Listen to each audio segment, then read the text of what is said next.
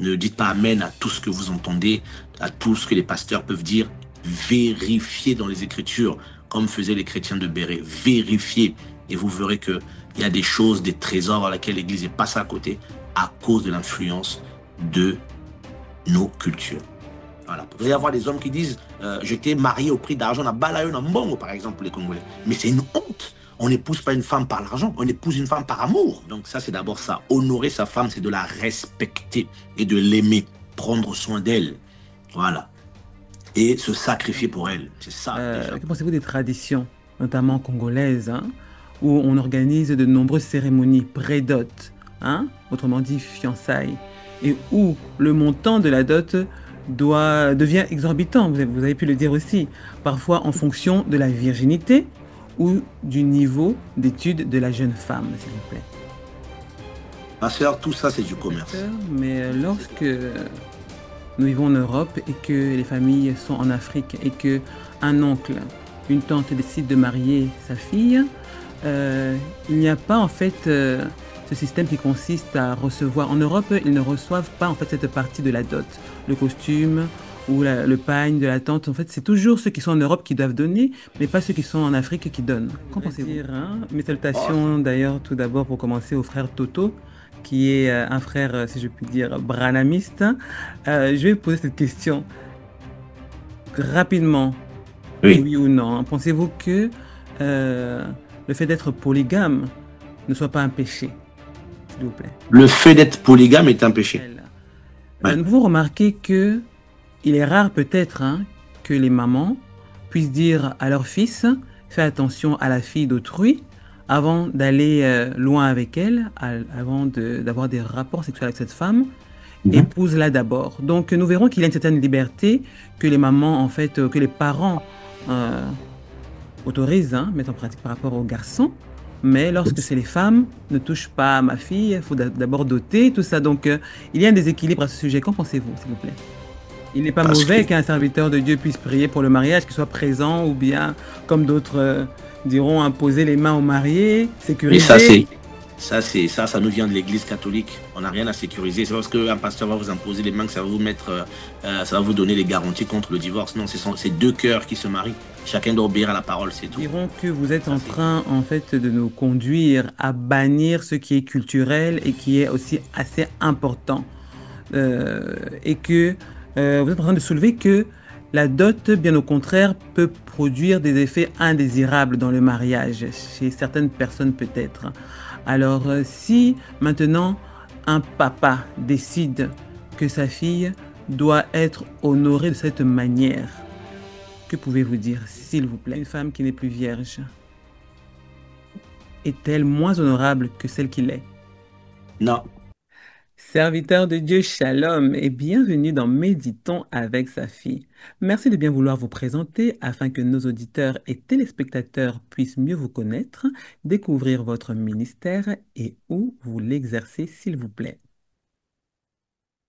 Bonjour, ma sœur Safi. Merci pour l'invitation. Paix et grâce sur toi et sur les auditeurs qui vont suivre cette émission. Je suis Trésor Koufunda. Je suis serviteur du Seigneur Yehoshua, Jésus-Christ, depuis quelques années. Et donc voilà, je suis avec vous actuellement en France, mais je suis basé un peu particulièrement au niveau du Congo-Brazzaville, particulièrement dans la ville de Pointe-Noire. Voilà. Gloire à l'Éternel. En tout cas, merci beaucoup d'avoir accepté notre invitation, surtout que c'est la première fois que nous vous recevons. Et j'espère que le Seigneur va vous inspirer pour ce thème hein, qui a pour Amen. titre la dot à la Très lumière bien. des Écritures. Alors, pensez-vous qu'il soit important que nous puissions exploiter ce thème, s'il vous plaît, pour commencer? Bien sûr que cela est important, surtout pour nous qui sommes au niveau de l'Afrique, qui servons le Seigneur au niveau de l'Afrique, quoique on peut éventuellement souvent bouger dans les nations comme missionnaire, mais on voit aussi l'importance de la dot dans nos églises, dans des familles, et on voit aussi le poids culturel de la dot Est-ce que la dot dont je te laisserai notamment me poser des questions, est-ce vraiment adapté aux chrétiens et peut-être plus large à nos sociétés aujourd'hui? Très bien. Alors justement, il serait important que vous puissiez nous définir ce mot parce que plusieurs, peut-être les Occidentaux ou autres, hein, ne comprendront pas ce qu'est la dot. Alors que signifie exactement la dot selon la Bible, s'il vous plaît, serviteur de Dieu? Très bien. Déjà, il faudrait d'emblée de jeu comprendre qu'est-ce que c'est la dot. Les Occidentaux, par exemple, comprennent très bien qu'est-ce que c'est la dot parce que la dot a été pratiquée ici, par exemple, en Occident. Au XVIe siècle, la dot, comme disaient les Romains, était très très courant ici en Europe. Et puis plus tard, par les Latins, dotis, et c'était, on payait, par exemple, les femmes, les familles des épouses romaines payaient la dot aux familles de leur mari. Vous voyez? Donc la dot n'a pas toujours eu vocation d'abord à ce que l'homme paye à la femme. Et puis plus tard, il y a eu, notamment en Europe, dotis également, qui était un paiement que l'homme donnait à la famille de son épouse pour pouvoir l'acquérir. Donc il faut savoir que c'était comme quelque chose qu'on va acquérir. Donc il fallait donner de l'argent. Et puis on a dans la Bible euh, il faut savoir que la Bible a un côté, il y a des contextes géographiques, historiques, prophétiques, linguistiques, didactiques. Mais sur le contexte historique, il faut savoir que la dot, chez les Hébreux, vient d'un mot simple, moar, qui veut aussi dire paiement. Et on prenait femme chez les Hébreux, on versait quelque chose. Mais on versait ça notamment pour les vierges. Il y avait bel et bien un cas bien défini, et on pourra voir ça tout à l'heure. Et notamment après, on a les nations, ce que les Hébreux appellent les goïms, donc les nations, où la dot est une pratique, où par exemple chez les Indiens, la famille de la femme paye la dot à la famille de l'homme. Et vous avez par exemple en Afrique, où la famille de l'homme paye la dot pour acquérir la femme dans une famille bien définie. C'est très intéressant ce que vous dites. Alors, lorsque vous parlez des Indiens ou des femmes grecques, pouvez-vous nous dire pourquoi il y a eu, si je puis dire, un inversement divin? Pourquoi pas? En fait, si vous regardez bien dans la Bible, il n'y a jamais eu un commandement divin pour établir la dot. C'était d'abord une culture chez les Orientaux et c'est seulement avec Moïse où le Seigneur, Yahweh, va demander aux enfants d'Israël d'établir la dot dans le fonctionnement de la nation israélite. Et cette loi, cette mitzvah, comme les Hébreux l'appellent, était établie dans la société, mais ça venait déjà de la culture des orientaux de l'époque. Donc, c'était pas une révélation pour eux. Voilà. Mhm. Donc, vous êtes en train de nous dire que la dot n'a pas été instituée par Dieu d'abord, c'est ça? Non, ouais, c'est ça. C'est une pratique. Ce sont des coutumes des peuples. Il faut savoir ce que, il y a souvent une chose que les chrétiens oublient, ou même le monde aujourd'hui, la position du monde, elle est patriarcale. Il faut savoir que les femmes étaient considérées comme des butins. D'accord? Lorsqu'il y avait des guerres dans un pays, on tuait souvent les hommes, mais souvent on repartait avec des femmes comme des butins de guerre. Et on pouvait tuer des enfants, mais les jeunes femmes, les femmes en âge nubile étaient souvent prises pour butin de guerre. Donc il y a souvent eu cette association. Donc la femme, au bout d'un moment, malheureusement, a été un peu considérée par beaucoup comme une chose, alors que la femme n'est pas une chose. La preuve en est, on donnait souvent beaucoup plus d'importance chez l'être humain mâle. Vous verrez dans la Bible, on parle souvent des hommes. Quand on va donner les noms des fils, on va pas forcément parler des femmes. Et Jacob a eu 12 fils, mais il a eu plusieurs filles. Mais on va parler, parmi ces filles, on va parler de Dina parce qu'il y avait eu quelque chose. Chaque fois que la Bible va, par exemple, mentionner une femme dans une généalogie, parce qu'elle a fait quelque chose de particulier ou parce qu'il y a eu quelque chose avec elle. Mais souvent, on citait souvent les hommes. La preuve en est, on parle de Adam et Ève qui ont eu un enfant, Abel, Caïn, Sept, mais pourtant la Bible dit qu'elle a eu des fils et des filles. Mais on ne parle pas de ses filles. Justement, bon, je dirais que c'est peut-être assez dangereux de répondre en disant que ce n'est pas Dieu qui a institué premièrement la dot, Mhm. pardon, mais les cultures. Alors, ne pensez-vous pas que peut-être que Dieu permettait justement que cette culture soit pratiquée pour annoncer quelque chose, parce il est tout en premier, il est le premier en tout, n'est-ce pas? Bien sûr, le Seigneur est tout en premier, ma soeur Safi, mais il faut savoir que le Seigneur a créé l'être humain libre. N'oublions pas qu'elle a été créée à l'image et à la ressemblance de son Créateur. Il y a des choses que nous faisons aujourd'hui. Par exemple, si tu prends, euh, il y a des nations qui prônent l'avortement. Mais on sait très bien que l'avortement, c'est quelque chose qui est interdit par la parole. Mais donc, il y a des coutumes qui sont bonnes que le Seigneur n'interdisait pas. Il y a des coutumes euh, qui sont un peu plus pour mauvaises, où le Seigneur intervient, parce que là où les gens peuvent mourir, le Seigneur est contre cela. Mais il y a des coutumes des nations. Et le Seigneur dit dans le livre de Jérémie 10, le verset 3, il dit, les coutumes des peuples sont vanité. Il dit que les coutumes des nations étaient vanité. Mais c'est pas pour autant que le Seigneur, à l'époque, il a laissé faire. Mais aujourd'hui, la parole statue avec les écritures, on va dire, néo-testamentaires. Il y a des règles que le Seigneur a données à l'Église. Il y avait des règles qui incombaient Israël. Il y a des règles que les nations se sont données. Mais le Seigneur, c'est pas parce qu'il n'a pas intervenu directement qu'il était forcément pour. Mhm. Si je dis ça, c'est parce Mhm. que, en vous écoutant, Mhm. quelqu'un pourrait penser que vous êtes en train de dire que Dieu a copié les cultures des nations. Vous voyez ce que je veux Non, dire? Voilà. pas du tout. Le Seigneur n'a pas besoin de copier les cultures de nations. Il a donné à l'être humain l'intelligence. Pourquoi il nous donne l'intelligence? C'est pour créer, c'est pour manifester les choses, c'est pour mettre en place des choses. Il nous a donné la liberté de vivre en paix. Et les hommes ont trouvé, par exemple, pour épouser une femme, pour beaucoup, il fallait voir ses parents donner des présents ou des dons, d'autres donner de l'argent. Mais lorsque le Seigneur, comme pouvait dire Paul, il dit, dans Acte 17, si ma mémoire est bonne, il a laissé les hommes tâtonner. Il nous a laissé tâtonner jusqu'au jour où il est intervenu. Aujourd'hui, par exemple, en tant que chrétien, la Bible statue sur tout, sur la dot, sur comment le mariage doit se faire selon la Bible.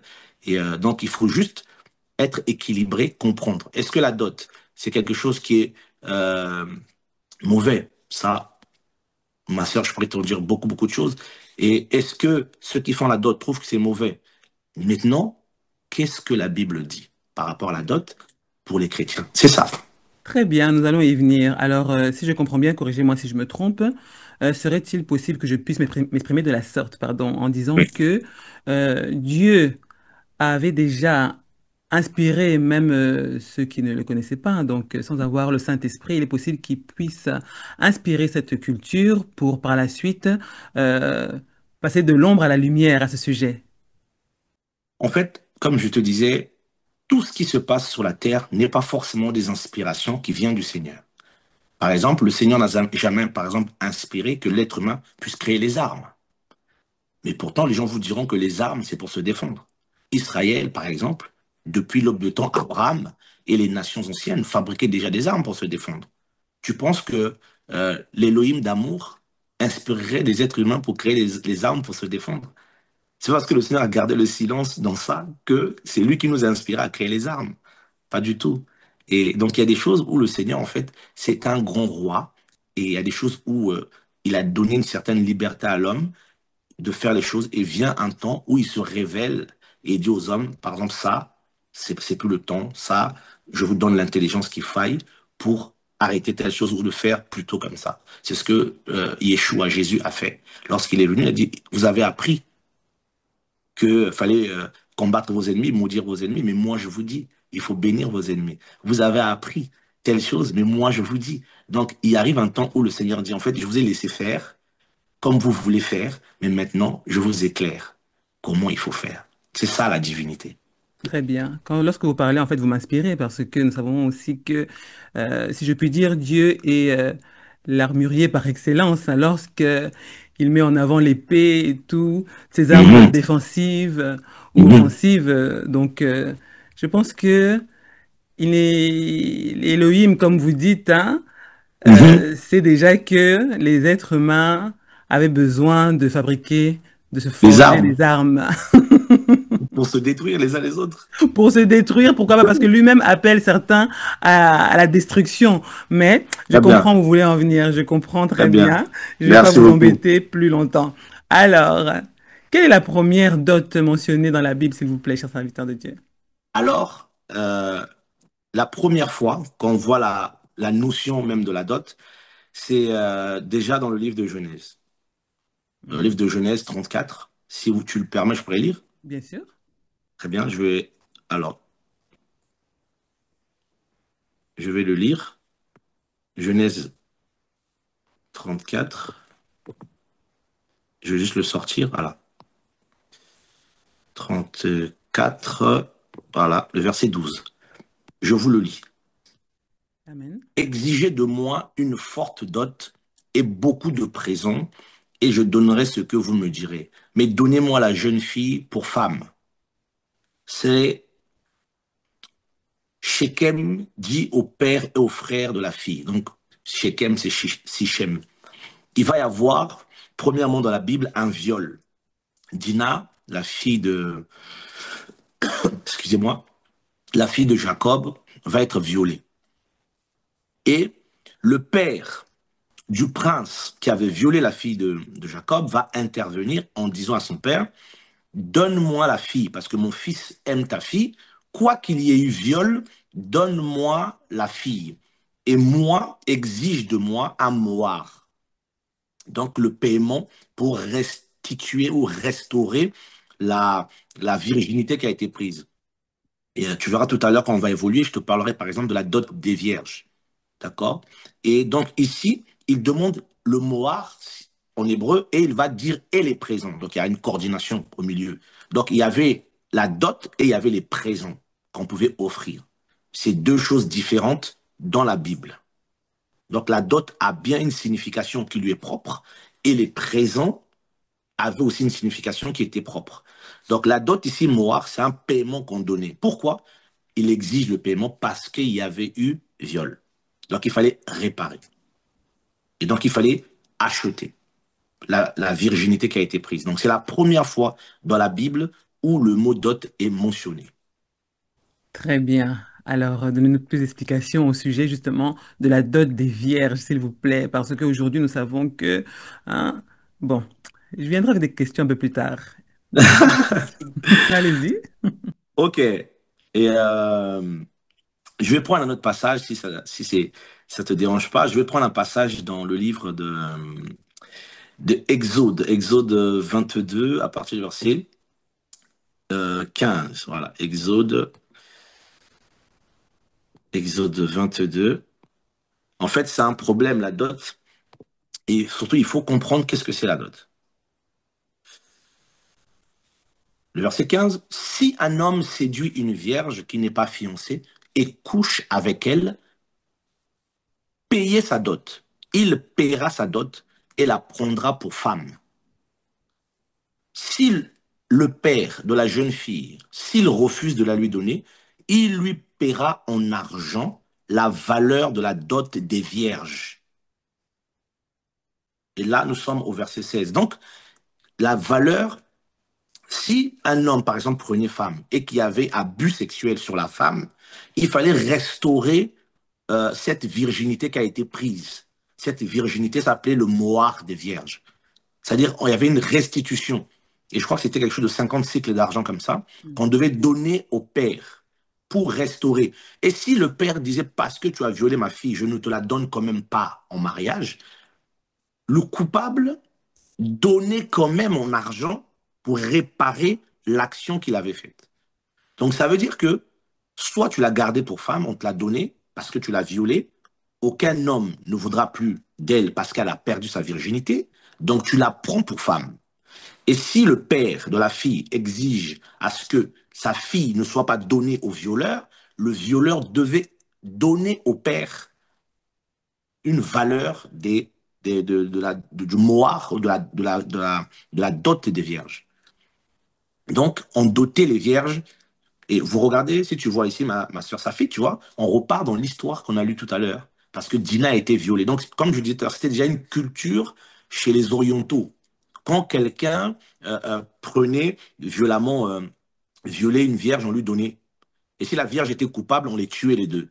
Mais si elle n'était pas coupable et qu'il y avait, sévices sexuels, tu la prenais pour femme et tu payais à son père le paiement des vierges parce que tu leur aurais fait violence.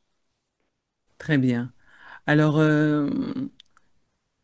comment pouvons-nous définir cette somme, s'il vous plaît? Cette somme de 50 cycles d'argent. Ça, c'est le Seigneur qui a défini cela. En fait, là, ça devient ce qu'on appelle une mitzvot, une loi. Là, la loi est imposée. Ça veut dire que quelqu'un ne peut pas se lever et comme ça dire, bon, tiens, moi, non, le Seigneur demande à ce qu'on paye. Tu as pris, tu payes. Ça, après, il n'y a pas forcément, aujourd'hui, par exemple, euh, c'est, je vois mal, enfin, heureusement que le Seigneur, Yeshua, Jésus-Christ est venu pour nous restaurer, mais si quelqu'un viole une femme, on lui dit, bon, tiens, par exemple, dans une société comme les sociétés occidentales ou même encore en Afrique, tu violes une femme, on te dit, tiens, tu vas l'épouser, tu dois payer. Ça se passe pas souvent comme ça, la plupart du temps, tu vas aller en prison. Vous voyez un Effectivement. peu? Donc, il faut pas que nous, chrétiens, qu'on puisse aussi se perdre au niveau, ce que je dis tout à l'heure, le contexte historique. Là, Israël et l'Église, c'est deux choses diamétralement opposées. L'Église, c'est l'habitation du Seigneur en esprit. Israël, c'est un pays, c'est une nation. Donc les lois qui sont pour Israël ne sont pas forcément valables pour l'Église. Parce que nous, on est une habitation du Seigneur en esprit. Et nous vivons dans des pays, au Congo, en France, aux États-Unis, au Canada. Et nous sommes souvent soumis, comme Paul dit dans Romains 13, aux exigences de ces nations-là. Donc, je vois mal un père de famille dont la fille est violée qui va exiger au violeur d'épouser sa fille et de lui donner 50 cycles d'argent, qui aujourd'hui, ou je ne sais pas combien, qui ferait combien dans les monnaies du monde. Très Voilà. Donc, bien. à l'époque, c'était ce contexte-là. Très bien, très bien. En tout cas, justement, tellement que je voulais en fait essayer de comprendre en fait cette somme, j'ai essayé d'effectuer des recherches et 50 cycles d'argent représentaient aussi un poids, un certain poids, d'une C'est valeur, ça. argent, tout ça. Et Ouais. pour me renseigner, pour aujourd'hui, en fait, ça pouvait représenter environ 600 euros, d'après mes recherches. C'est très peu de choses, hein. Très peu, comparé Ouais. à ce qui est demandé aujourd'hui chez plusieurs mets. Pour continuer, la virginité est-elle exigée uniquement de la femme dans les Écritures ou aussi c'est valable aussi pour les hommes? Euh, oui, ma sœur, la virginité est dans les deux sens. Comme je te disais tantôt, nous sommes souvent malheureusement influencés par le patriarcal. Nous sommes malheureusement souvent influencés où la femme est un peu reliée au second plan. La femme, l'homme n'est pas supérieur à la femme. Déjà, ça, c'est déjà un point qu'il faut marquer. Si on revient dans Genèse, l'homme n'est pas supérieur à la femme. L'homme a eu l'avantage sur la femme lorsque la femme a fait manger à son mari le fruit défendu. Et c'est là que Elohim dit à la femme, sache qu'il dominera sur toi et tes désirs se porteront vers lui. Mais avant, ce n'était pas le cas. Avant, il n'y avait pas de domination de l'homme sur la femme. Parce que la femme a été tirée du côté de l'homme. C'est pas la côte. Par exemple, la traduction des Hébreux, ils disent pas que la femme est la côte de l'homme, mais son côté. Le mot, c'est côté, en hébreu, par exemple. Donc, quelque chose de ton côté, c'est comme si gauche-droite, l'homme devient la gauche ou la femme devient la droite ou vice-versa. Donc, il n'y a pas de supériorité sur la femme. Et c'est après la malédiction que c'est devenu ainsi. Et vu que nous sommes chrétiens et que Yeshua a dit, Jésus a dit que tout est accompli. Donc, on repart au début. Donc, aujourd'hui, l'homme et la femme sont égaux. Et Paul le dit. Toutefois, dans le Seigneur, l'homme n'est pas sans la femme. Donc, on a aujourd'hui souvent malheureusement exigé à la femme la virginité et ne pas exiger à l'homme la virginité. La virginité est pour les deux. Parce que la fornication, par exemple, est un péché. Mais pourquoi souvent on met l'accent sur les vierges, la femme? Parce qu'à l'époque, les hommes pouvaient avoir deux, trois ou quatre femmes. C'est à cause de cela qu'on voit ce trait des choses dans la Bible. Parce que l'homme, dès qu'il se marie pour la première fois, il se marie vierge. Et la femme qu'il épouse est vierge. Donc, il n'y a pas de fornication dans les Écritures. Et il y a des hommes qui peuvent avoir deux, trois femmes. Donc, s'ils devaient épouser une autre femme, ces femmes devaient souvent continuer à être vierges, à part si nous sommes dans le cadre de la loi du rachat que les Hébreux appelaient le Lévira. Voilà. Très bien. Alors, je vais lire le verset qui me venait à l'esprit. 1 Thessaloniciens, chapitre 4, versets 3 à 5. Car ce Mhm. qui, Car ce que Dieu veut, c'est votre sanctification. C'est que Mhm. vous vous absteniez de l'impudicité, que chacun de vous sache posséder son corps dans la sainteté et l'honnêteté, sans se livrer à une convoitise passionnée, comme font les païens qui ne connaissent pas Dieu. Donc là, nous Mhm. comprenons que ce verset est aussi bien pour les hommes que les femmes. Très bien. Tout le monde est appelé à la sanctification, homme comme femme, la pureté. Voilà. C'est ce que nous Alléluia. devons enseigner à nos enfants aussi. Alors, que nous enseigne le cas de Ruth concernant le droit de rachat, sachant qu'elle n'était pas vierge, qu'elle n'était plus lorsqu'elle s'est mariée avec Boaz? Très bien. Là, en fait, tu touches le point de ce que les Hébreux appelaient le Lévira. Le Lévira, c'est pas, c'est comme j'ai dit tantôt, c'est également une pratique qui se faisait. Ça veut dire que lorsqu'un homme mourait, il laissait une femme, et s'il n'avait pas eu d'enfant, le frère du défunt ou son plus proche parent sur le rapport du sang devait prendre sa femme, avoir des rapports sexuels avec, pour engendrer au défunt une descendance. Mais seulement le premier enfant. Le premier enfant était donné au défunt et le deuxième était donné, par exemple, à, à l'homme ou le frère qui gardait l'enfant.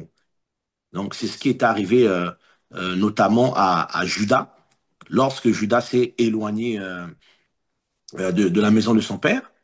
Et tu vas voir que il va avoir un fils au nom Er, et ces hommes-là vont mourir.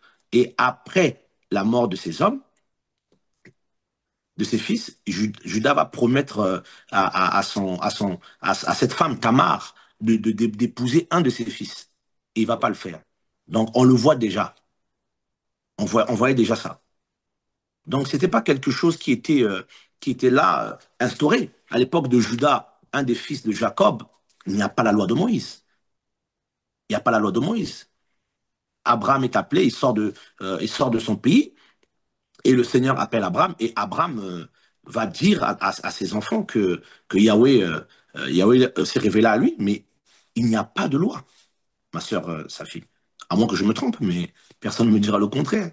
Et il n'y a pas de loi. Et plus tard dans les Écritures, euh, on va vivre, euh, on va vivre quelque chose. Donc, si tu me permets, si je peux prendre le passage, si tu veux bien, Bien sûr. je crois que c'est dans Deutéronome 25, voilà. Deutéronome 25, à partir du verset 5. Je pourrais faire la lecture. Amen. Quand des frères demeureront ensemble et que l'un d'entre eux mourra sans fils, la femme du mort n'apparaîtra pas dehors avec un homme étranger. C'est son beau-frère qui ira vers elle, la prendra pour femme, et il exercera envers elle son droit de beau-frère. Il arrivera que le premier-né qu'elle enfantera s'établira sur le nom du frère mort, afin que le nom de celui-ci ne soit pas effacé d'Israël. Ça, c'est ce qu'on appelle en Israël le Lévira. Et c'est ce qui arrive à Ruth. Et lorsqu'ils vont partir à l'étranger, son mari, je crois Maclone, si ma mémoire est bonne, va mourir. Et elle rentre avec Naomi, sa belle-mère, et Boaz, qui était en deuxième position dans la famille, va demander à celui qui était en première position. Naomi est rentrée et vend les biens de son fils qui est mort et de son mari. Est-ce que tu comptes acheter le champ? Il dit oui. Et plus tard, il dit, mais par contre, il faut prendre aussi la femme. Et c'est là qu'il refuse. Il refuse de prendre la femme et il dit, bon, à Boaz, toi, tu peux prendre la femme et le terrain. Et Boaz va racheter. Si tu regardes bien le mot, euh, je ne sais pas si tu veux qu'on prenne le passage. Ce serait très intéressant. Ce serait intéressant. Très bien. Donc, nous allons prendre le livre de Ruth, le chapitre 4, et, à partir du verset premier. C'était aussi une coutume en Israël. Donc, Ruth 4, premier. Boaz monta à la porte et s'assit, et voici le racheteur dont Boaz avait parlé passa. Il lui dit, tiens, un tel, détourne-toi et assieds-toi ici. Il se détourna et s'assit. Et il prit 10 hommes d'entre les anciens de la ville et leur dit, asseyez-vous ici. Et ils s'assirent. Il dit au racheteur, Naomi, qui est revenue de la terre de Moab, a vendu la portion d'un champ qui appartenait à notre frère Elimelech. À notre frère Elimelech. Et moi, je me suis dit, je découvrirai ton oreille pour dire, achète-la devant ceux qui sont assis ici et devant les anciens de mon peuple. Si tu veux la racheter, rachète-la. Mais si tu ne veux pas la racheter, déclare-le-moi afin que je le sache, car il n'y a pas d'autre que toi pour racheter. Et moi, je suis après toi. Il dit, c'est moi qui rachèterai. Et Boaz dit, le jour où tu rachèteras le champ de la main de Naomi, tu achèteras aussi Ruth, la Moabite, femme du défunt, pour maintenir le nom du défunt dans son héritage. Le racheteur dit, je ne pourrai racheter pour moi sans détruire mon héritage. Toi, rachète pour toi mon rachat, car je ne peux pas racheter. Waouh! Yes. Tu vois un Très peu? bien. Donc, là, nous sommes dans le Lévira. Là, c'est un point bien précis qui existait déjà tout à l'heure, comme je vous l'ai dit avec Judas, qui était, à bout d'un moment, Judas va coucher avec la femme de son propre fils de faim, et il va avoir 2 enfants avec. Et là, le Seigneur va instituer cette loi-là. Et c'est ce que nous voyons ici. Ça n'a rien à voir avec ça. C'est ce qu'on appelle le Lévira. C'est deux lois complètement opposées. Est-ce que cette loi peut se pratiquer aujourd'hui? Parce que dans plusieurs villages, dans plusieurs pays d'Afrique aussi, Mhm. cela se fait encore, n'est-ce pas? Il y a des pays, oui, qui se permettent de le faire. Et le problème avec nous, beaucoup de chrétiens, et particulièrement les Africains, c'est qu'on pense que le Seigneur est africain. C'est qu'on pense que le Seigneur est... Ils pensent que le Seigneur, c'est un Mukongo. Ils pensent que le Seigneur, c'est un Moulouba. Le Seigneur, c'est un Breton. Le Seigneur, Vraiment. c'est... tu vois. Et on a des problèmes parce on n'arrive pas à savoir que la Bible dit que nous sommes citoyens des cieux, gens de la maison d'Élohim. Nous avons été édifiés et fondés sur le fondement des apôtres, Amen. Yeshua Mashiach étant lui-même la pierre angulaire. Mais Amen. il faut qu'on sorte de nos cultures. C'est pour nos cultures que nous avons reçu la délivrance à la croix. Donc, vous vous imaginez aujourd'hui un homme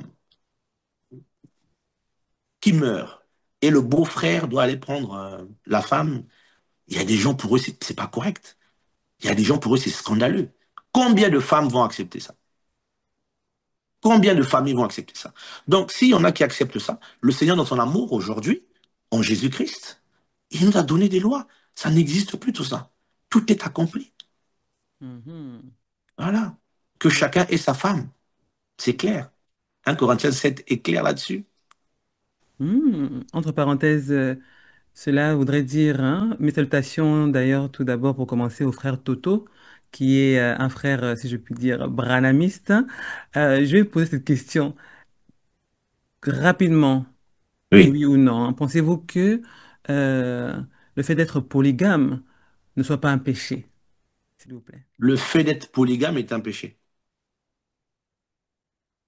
Merci. C'est un péché. Regardez regardez vous-même dans ce que beaucoup appellent le Nouveau Testament, parce qu'en réalité, il n'y a pas d'Ancien Testament, il n'y a pas eu de mort. Moïse n'est pas mort pour nous. Donc le testament de Jésus-Christ, le testament de Yehoshua, nous parle. Lisez chaque verset. Vous n'allez jamais voir où il est écrit quelqu'un qui avait 2 femmes. Il est toujours écrit que chacun est sa femme. L'homme quittera son père et sa mère et s'attachera à sa femme. Nous sommes repartis au début, selon la pensée du Seigneur. Nous ne sommes pas dans des lois de polygamie, oui, mais à l'époque, le Seigneur a laissé faire ça dans la loi de Moïse parce que le peuple devait se multiplier. Ils n'étaient pas très nombreux, c'était un petit poignet de gens. Mais aujourd'hui, où la loi divine en Jésus-Christ est révélée aux hommes, Paul est clair et dit à Timothée que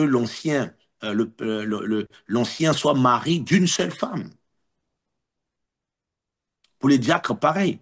Donc, la polygamie n'est pas biblique dans le sens où il n'est pas de ce temps-ci dans l'Église. La polygamie n'est pas autorisée dans l'Église du Seigneur. Très bien, nous y reviendrons si Dieu le veut lors de Mhm. notre émission, si vous le voulez Pas bien. de problème. Gloire au Seigneur. Alors, avant de vous poser la question de base, donc, est-ce que euh, la dot doit être pratiquée chez nous qui sommes en Christ? Je vais d'abord vous poser une autre question. Mhm. Une femme qui n'est plus vierge peut-elle être dotée au même titre qu'une vierge, s'il vous plaît? Une femme qui n'est pas vierge ne doit pas être dotée. Et normalement, il n'y a aucune femme normalement aujourd'hui dans le Seigneur qui doit être dotée. Donc, je réponds à la question que tu poseras déjà. C'est ça. Déjà, déjà, il faut savoir une chose. On est, mais en fait, la question que je me pose, tu sais, je vois la souffrance de beaucoup de jeunes. Moi, je sers le Seigneur euh, et je vois comment dans les assemblées qu'on a, je vois comment les gens souffrent. Je vois comment le peuple africain souffre. Il y a des jeunes qui ne peuvent pas se marier parce que dans les familles, on leur demande des dots, des prix exorbitants. On leur demande des choses dans des pays où les gens ne vivent même pas avec 2 dollars par jour. On leur demande des dots de 3 000 dollars, 5 000 dollars. On leur demande des dots de 2 millions, 3 millions de francs CFA. Mais je me pose la question, si vous qui êtes chrétien, la Bible dit quoi? Ce que vous voulez que les autres fassent pour vous, faites de même pour eux, car c'est la loi et les prophètes. Amen. Il faut être juste. Les parents qui ont éduqué leurs fils, vous pensez qu'eux, ils ne méritent rien? Il y a des peuples où c'est les femmes qui donnent. Vous allez dire quoi? La Bible, regardez dans le Nouveau, dans le Testament du Seigneur Jésus-Christ, Yeshua, Mashiach, regardez. Aucune loi n'a été donnée, ni par lui, ni par les apôtres, concernant la dot. Paul a bien dit, je vous ai donné tout le conseil d'Élohim, sans rien cacher à ce qui vous était nécessaire. Et le problème avec les Africains, par exemple, qui aiment beaucoup la dot, c'est que ils pensent que le Seigneur est africain comme eux. C'est ça leur problème. Ils ne comprennent pas que la Bible est un livre intemporel et c'est un livre qui est vivant. Mes paroles sont vie et esprit. Tu ne peux pas venir me voir et vous êtes sûr que c'est quelqu'un, moi j'ai une fille, quelqu'un veut épouser ma fille, quel est le prix d'estimation que je vais estimer pour ma fille? 3 000 dollars? 5 000 dollars? 10 000 dollars? 1 million de dollars? Ma fille n'a pas de prix. Elle est inestimable. Et pour épouser ma fille, il faut qu'on nous donne dans notre famille des vêtements, des cochons, des porcs, des sacs de je sais pas quoi. En fait, ça, c'est la culture. En tant que chrétien, tout ça, c'est fini. Mais si vous voulez pratiquer la dot, soyez sûr que vos filles soient vierges. Et soyez sûr aussi qu'elles soient violées. Hein.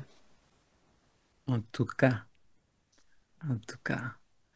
S'il vous plaît, avant de continuer, que pensez-vous justement, parce que vous avez pu évoquer certains points, que pensez-vous des traditions, notamment congolaises, hein, où on organise de nombreuses cérémonies pré-dot, hein, autrement dit fiançailles, et où le montant de la dot devient exorbitant, vous avez pu le dire aussi, parfois en fonction de la virginité ou du niveau d'études de la jeune femme, s'il vous plaît. Ma sœur, tout ça, c'est du commerce. C'est que l'Africain aime le commerce. Et souvent, je me pose la question, est-ce que c'est à cause de la colonisation? Est-ce que c'est à cause de l'esclavage que nous sommes comme ça?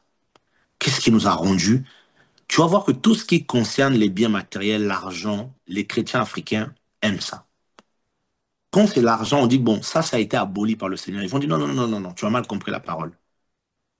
Mais quand c'est des choses pratico-pratiques, dans le sens où ils vont dire, ah, ça, on dit, ça c'est d'accord, mais parce que ça leur coûte rien.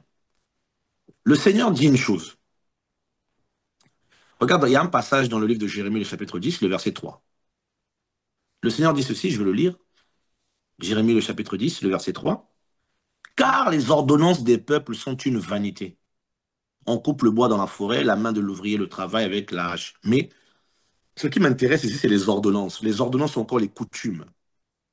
Les nations ont des coutumes qui, pour le Seigneur, est une vanité.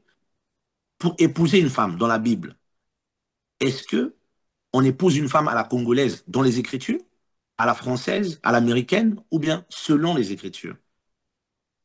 Est-ce qu'il faut, souvent, malheureusement, vu que tu parles de, par exemple, de la culture congolaise où nous sommes issus, tu verras que souvent, la belle famille va demander des prix exorbitants. 1 mois, 2 mois plus tard, c'est les mêmes qui vont revenir vous voir pour vous demander de l'argent, pour les aider. Mais imaginez-vous le beau-fils là qui rentre dans votre famille, à qui vous avez demandé autant d'argent, autant de présents, et vous revenez encore 3, 4, 5 mois plus tard pour qu'il vous aide. Mais en fait, nous sommes malheureusement souvent des peuples basés sur des cultures où il y a beaucoup de profit et aussi de méchanceté. La Bible dit, Paul dit aux Corinthiens, ce sont les pères qui amassent pour les fils. C'est écrit, ce sont les pères qui amassent pour les fils. Mais dans certaines cultures, dans certains pays, c'est les fils qui deviennent des vaches à lait Vous avez même des pasteurs qui transforment les chrétiens. Pourtant, c'est des brebis. Hein. On dit que toi, tu es berger. C'est à toi de trouver le pâturage pour les brebis. C'est à toi de les emmener brouter. Mais ce sont les brebis, malheureusement, qui deviennent, ils sont tendus. Mais en fait, on a des problèmes à cause de notre culture. Et ça, tant qu'un serviteur du Seigneur, un prédicateur, un apôtre, prophète, pasteur, docteur, évangéliste, tout ce que vous voulez, n'est pas délivré par le Seigneur de la culture, il ne pourra jamais enseigner l'évangile à d'autres peuples. À d'autres peuples. Le Seigneur m'a fait la grâce de voyager, d'aller dans des nations où j'aurais jamais pu voir si ce n'était pas l'appel du Seigneur. Dans des peuples loin, hors du continent africain. Bon, tu arrives là-bas, ils te posent la question sur la dot. Qu'est-ce que tu vas leur dire? Eux, c'est des peuples qui ne pratiquent pas la dot. Pour eux, doter une femme, c'est l'acheter. Sur quel verset biblique tu vas t'appuyer pour dire qu'il faut vendre vos filles? Et vous avez aussi des familles, ma sœur, qui disent non, ma fille ne peut pas aller gratuitement. Elle ne peut pas aller gratuitement et à Ophélie. Mais donc, si elle n'est pas gratuite, c'est qu'elle est payante. Donc, vous la vendez. Parce qu'il faut qu'on soit sincère. Il y a des familles qui disent ça. L'enfant ne peut pas aller gratuitement. L'enfant aime un homme, l'homme aime l'enfant. Au lieu de donner l'enfant en mariage pour qu'ils fassent leur vie, vous dites non, non, non, non, non, elle n'ira pas gratuitement. Et parfois, c'est même déjà des personnes matures, adultes, qui ont déjà une vie, qui prennent soin de leur vie, qui paient leur propre loyer, qui payent leurs propres factures. Mais on va leur dire quand même, bon, il faut rassembler tout le monde, il faut donner temps à tata et tel. Bon, ça là, c'est pas la Bible, c'est la culture. Il faut faire la différence entre la culture et les commandements sacrés. Dans les commandements sacrés, la Bible dit, vous avez été rachetés à un grand prix, ne devenez pas esclaves des hommes. Donc, nous ne sommes pas esclaves de nos parents. Nous sommes esclaves du Seigneur, Yeshua HaMashiach, Jésus-Christ de Nazareth, qui a donné son sang pour nous. Nous lui appartenons, lui. Personne, son papa lui donne le souffle de vie. Personne, sa maman, va le défendre face à la mort. Et je ne connais aucun parent aujourd'hui, devant le jugement de l'enfer, dira, Seigneur, laisse mon enfant aller au ciel, moi je veux aller en enfer à sa place. Mhm. Il faut qu'on soit correct. Quand il s'agit de l'argent, des biens matériels, souvent les Africains, ils aiment bien garder leurs coutumes. Et ces choses polluent. Et je m'aurais dit aussi au pasteur, mais prêcher ces choses dans les assemblées pour que les gens soient libres, pour que nos pays, les jeunes se marient. Il y a beaucoup de fornication, beaucoup de concubinage. S'ils meurent dans le concubinage, ils vont en enfer. Mais vous voulez absolument imposer à ces gens qui n'ont pas les moyens d'aller payer des sommes astronomiques parfois aux familles. C'est pas l'amour. Jésus n'est pas mort à la croix pour ça. Quelqu'un qui ne connaît pas le Seigneur, je peux comprendre, c'est des païens, mais des chrétiens, des pasteurs, des anciens, des diacres, des chrétiens matures dans la foi, qui demandent afin qu'on épouse leur fille, qu'on donne beaucoup d'argent aux tantes, aux tantines, aux oncles. Mais ces enfants-là, qui vous les a donnés? C'est pas le Seigneur. Qui garde ces enfants-là? C'est pas le Seigneur. Est-ce que vous avez consulté le Seigneur? Très bien. Il y a beaucoup de choses à dire. Alors, pour commencer, si je reviens sur le point culturel, Ouais. nous pouvons remarquer que il est rare peut-être hein, que les mamans puissent dire à leur fils, fais attention à la fille d'autrui avant d'aller loin avec elle, avant d'avoir des rapports sexuels avec cette femme, Mhm. épouse-la d'abord. Donc nous verrons qu'il y a une certaine liberté que les mamans, en fait, que les parents euh, autorisent, hein, mettent en pratique par rapport aux garçons. Mais lorsque c'est les femmes, ne touche pas à ma fille, il faut d'abord doter, tout ça. Donc, il y a un déséquilibre à ce sujet. Qu'en pensez-vous, s'il vous plaît? C'est simple parce que souvent, la femme a souvent été récupérée par rapport à l'honneur de la famille. Les hommes, l'honneur de la famille, c'est par rapport à l'argent, les études, et la femme, parfois l'honneur, sur le plan, on va dire, à caractère sexuel, la femme doit pas aller avec les hommes, tout ça, parce que tu vas faire honte à la famille. Mais c'est valable aussi pour les hommes. Et Exactement. souvent, les femmes, les filles, euh, sont battues. Dès qu'on découvre, par exemple, une fille a eu des relations sexuelles avec un homme, on va la battre, on va la tabasser, on va la fouetter. Donc, certaines familles, il y a même carrément la sauvagerie, on va mettre du piment, tout ça sur les parties intimes, c'est affreux. Mais lorsque les hommes ont des rapports sexuels, on les frappe pas. C'est les donjons. Ils sont même encouragés. si je puis dire. Voilà, c'est des donjons, waouh, waouh, voilà, c'est un homme. Il plaît aux femmes. Mais les mêmes femmes là, que lui il couche avec, c'est les mêmes femmes que les papas, les mamans tapent là-bas. Tu vois? Donc, nos cultures, c'est des cultures où il y a un manque de justice, de droiture, d'équilibre. Mhm. D'équilibre. Voilà pourquoi vous allez voir aussi dans la culture africaine, dans la culture noire, dans la culture afro, la femme est souvent considérée comme un objet. Et vous allez retrouver ça même dans la musique africaine, dans la musique noire. Vous allez souvent voir les femmes en slip, en train de danser, en train de gesticuler. Et ça, c'est un malheur. Et ça nous a créé beaucoup de problèmes de mépris au niveau des nations.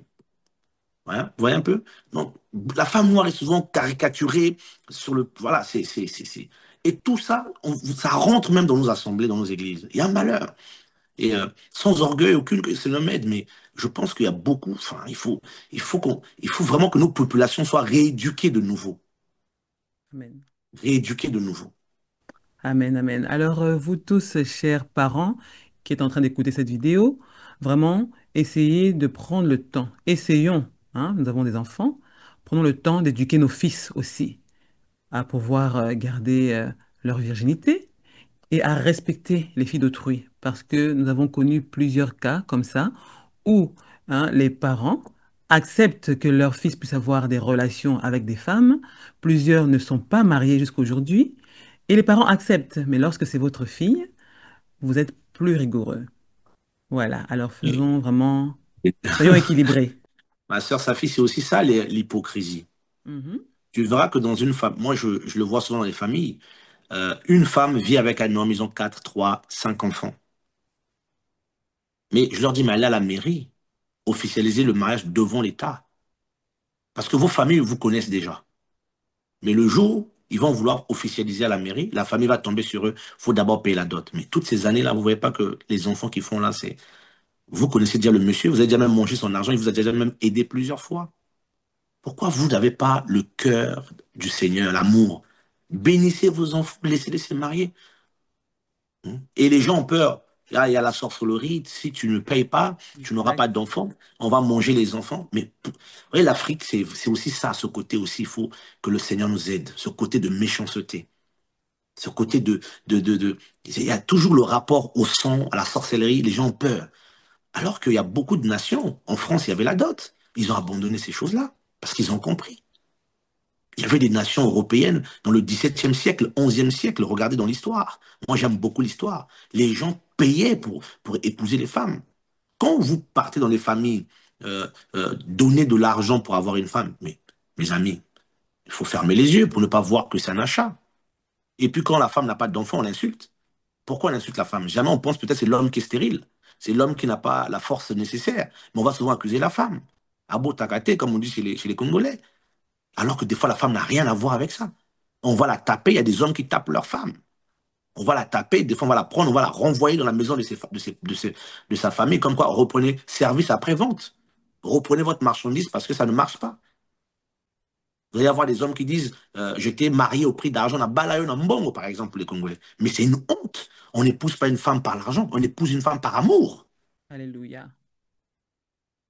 Tu vois, des langages comme ça, c'est des langages où il faut que la Bible nous éduque. Et vu que beaucoup comprennent mal la Bible, on a des langages comme ça. Je t'ai épousé par l'argent. Comment tu peux épouser quelqu'un par l'argent? On épouse quelqu'un par amour. Très bien. Je vais lire une citation que j'avais pu noter le 17 mai 2018 sur Facebook, où j'avais écrit: Un mariage heureux ne dépend pas de la dot qui aura été donnée, mais de la conduite à adopter selon la parole de Dieu. Qu'en pensez-vous, s'il vous plaît? C'est exactement ça. Je te donne un témoignage simple. Moi, ça fait presque 15 ans que je suis marié. Et ça fait 19 ans que je suis avec mon épouse. Quand j'ai connu mon épouse, et je lui ai dit, je t'honorerai jusqu'au mariage. On a fait 5 ans. Je n'ai jamais connu sa nudité. Quand son père est venu me voir, j'ai dit à son père, j'ai honoré, je t'ai honoré. Je n'ai pas touché à ta femme, à ta fille du moins. Et jusqu'à ce que tu me donnes la permission et que l'État valide ce mariage, parce que le mariage doit être respecté par tous. Et voilà. Amen. Mon beau-père était très, très, très encouragé quand il m'a dit, mais jeune homme, J'ai dit, bah, c'est comme ça que ça se passe. Tu peux pas prendre l'enfant des gens, l'emmener, comme disent beaucoup de personnes pour moi, excusez-moi l'expression, qui sont des bandits, qui disent, oui, la femme, faut d'abord goûter avant de l'épouser. Non, c'est pas de la nourriture, mes amis, c'est pas de la confiture. Tu Alléluia. ne peux pas prendre une femme comme ça et puis tu couches avec, et puis tu la jettes. Tu lui fais des enfants et puis tu l'abandonnes. Mes amis, donc quelle société vous voulez bâtir avec des mentalités comme ça? Voilà pourquoi nos sociétés sont délabrées. On n'arrive pas à atteindre de l'autosuffisance, on n'arrive pas à atteindre l'évolution comme les autres nations. Parce que sur le plan familial, sur le plan social, sociétal, on a des problèmes. Parce qu'on ne comprend pas la Bible. Parce qu'on ne pratique pas la parole. La Bible peut bénir un pays si on la comprend, si on la met en pratique.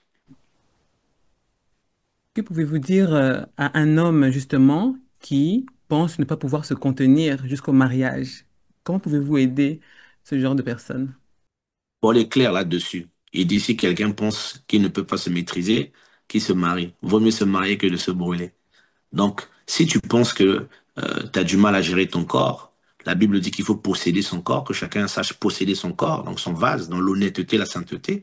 Si tu as du mal à te contrôler, bah, prie le Seigneur qui te donne une femme. Déjà, et déjà un chrétien qui a le Saint-Esprit, qui a du mal à se contrôler, il faut que tu revoies ta vie de prière. Parce que nous avons reçu le don du Saint-Esprit qui s'appelle la maîtrise de soi. J'ai été jeune, j'ai commencé à servir le Seigneur très tôt.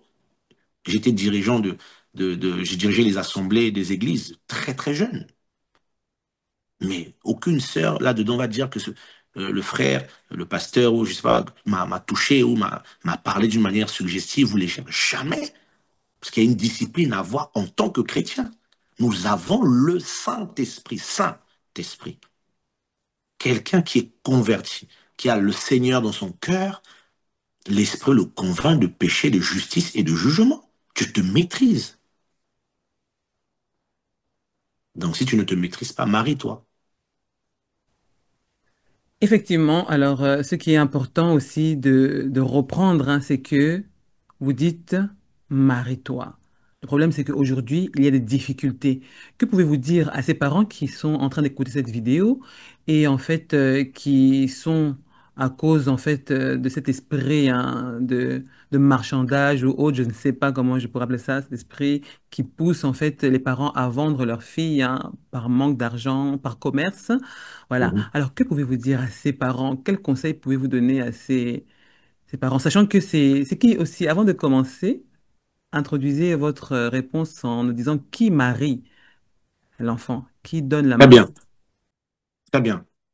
Et qui marie l'enfant? C'est simple. C'est l'homme qui marie l'enfant, c'est le père. C'est écrit dans la Bible, 1 Corinthiens, le chapitre 7. Si quelqu'un trouve, bon, que sa fille ou encore sa vierge, le mot c'est sa vierge, si sa vierge a dépassé l'âge nubile, il ne veut pas la donner en mariage, il fait bien. Si quelqu'un veut donner, qu'il donne. Si quelqu'un ne veut pas donner, il fait mieux. Donc c'est les parents qui marient, c'est pas les oncles. Selon la Bible, c'est les parents.